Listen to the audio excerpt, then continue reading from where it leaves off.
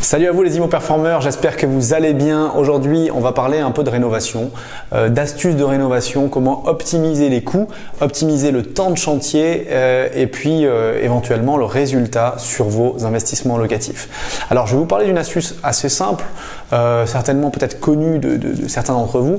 On va parler du passage des câbles électriques quand on fait la rénovation complète d'un appartement. Alors vous devez peut-être le savoir, mais il existe deux types de passages pour les câbles.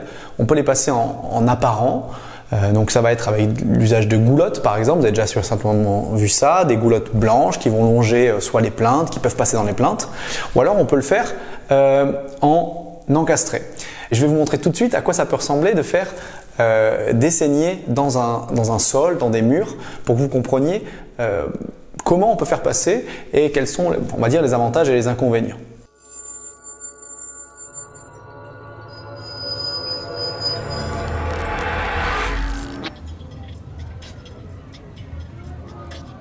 Les amis, je vous parlais de saignées, voilà à quoi ça ressemble des saignées. Donc là, ce sont des saignées dans le sol.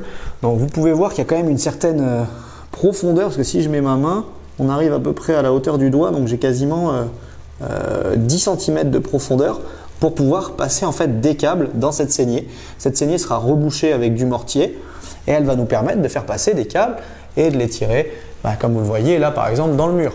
Donc là, on va dans le mur avec différentes sorties que vous pouvez voir sur la gauche ici et là, et ça monte peut-être même jusque des fois dans les plafonds.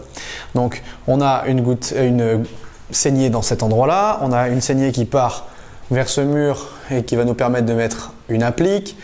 On va avoir également une saignée qui revient par ici, d'autres qui vont aller dans cette salle de bain, et toutes ces saignées se rassemblent pour arriver dans cet endroit là. Et c'est de là que va remonter ici à peu près le tableau électrique pour pouvoir nous permettre d'avoir notre compteur électrique, notre disjoncteur différentiel, etc. Donc voilà un peu la saignée, et comme je vous le disais, c'est des trous qui sont quand même assez importants dans le mur, dans le sol, dans le plancher, et qui peuvent affaiblir vos cloisons ou vos planchers. Donc là par exemple, vous voyez, il m'a fait une saignée, mais là je passe la main à travers. Donc là je suis de l'autre côté, on voit à travers. Bon, c'est pas très grave, ça va être repris, là pareil, on voit à travers, on voit dans les parties communes. Donc c'est chez moi, donc il n'y a pas de souci, mais si vous faites ça dans votre appartement et que vous habitez les parties communes, ça pourrait être un problème. Donc il faut toujours se poser la question de est-ce qu'on va pouvoir le faire également, ou est-ce qu'on va utiliser la solution encastrée qu'on va voir juste après. La deuxième solution pour pouvoir faire passer des câbles en encastré, ça peut être d'utiliser ce qu'on appelle un faux plafond. Donc là, vous ne le voyez pas forcément, mais au-dessus de moi, il y a vraiment une hauteur importante. On est entre 2,50 et 2,70, 80 de haut au-dessus de ma tête. Et donc, on a de l'espace. Et puis, vous le voyez, il y a aussi des poutres, là par exemple ici, où il y a encore plus d'espace. À côté de la poutre, c'est cette distance-là. Et donc, on va pouvoir utiliser des faux plafonds qui vont simplifier la tâche grandement. Alors, à quoi ça consiste? Donc, on va poser ce qu'on appelle des rails, où on peut fixer des fois directement dans des poutres. On va fixer un rail pour poser du placo. Et derrière, on va poser des feuilles, des plaques de placo. Donc, des plaques de placo, des grandes plaques de placo. Et à quoi ça va servir? Ça va permettre en fait de mettre les câbles le long de ce placo, donc de faire passer des gaines et des câbles électriques. De redescendre et de mettre des spots à LED par exemple, donc ça c'est vraiment quelque chose qui donne vraiment une bonne qualité et qui donne des finitions qui semblent vraiment supérieures sur un bien immobilier. Et donc du coup avec ces faux plafonds, notamment l'intégration des LED, mais vous allez pouvoir aussi éviter des grandes saignées dans tous vos appartements.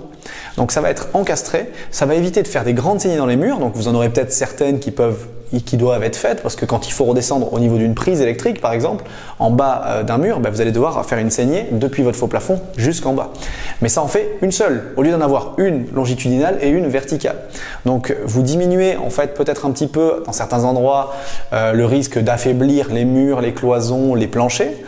Et le deuxième avantage, c'est que c'est beaucoup plus rapide pour vos artisans de faire ce travail-là parce qu'ils posent deux rails, les placos et ils tirent au-dessus au lieu de faire une goulotte ou une saignée par câble électrique, gaine électrique que vous allez tirer.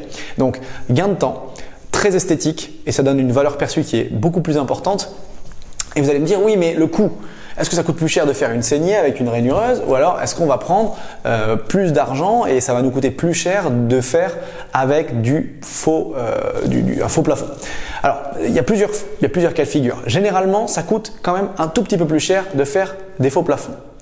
Bien que si vous refaites en intégralité un appartement, là c'est dans le cadre, moi je suis dans un immeuble, il y a plusieurs appartements, et que vous facilitez la tâche à votre artisan, votre électricien, qui est beaucoup plus simple pour lui de faire des câbles dans les faux plafonds plutôt que de prendre du temps à utiliser un outil pour faire des saignées pour chaque câble, etc.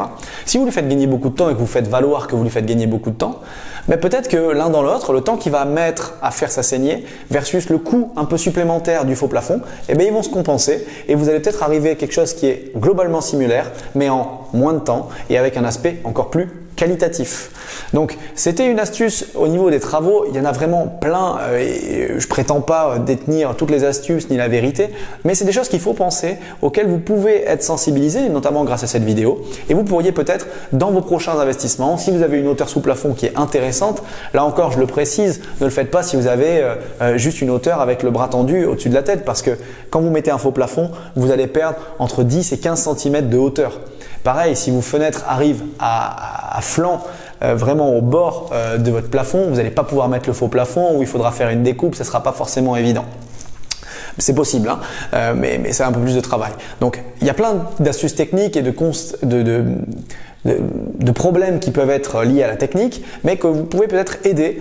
Vous pouvez suggérer à votre artisan, est-ce qu'on pourrait faire ça? Et si ça vous fait gagner du temps, est-ce qu'on pourrait avoir un prix globalement similaire parce que ça vous évite de vous tracasser pendant 2 jours à faire des saignées? On pose les rails, on pose le faux plafond et c'est réglé. Et c'est des choses comme ça, si vous avez un peu de connaissances et que vous lui donnez peut-être des idées, il va peut-être y penser, il va peut-être se dire bah oui c'est vrai, c'est possible et vous allez pouvoir faire peut-être un gain de temps, peut-être un gain d'argent ou en tout cas avoir une prestation de niveau supérieur avec autant d'argent.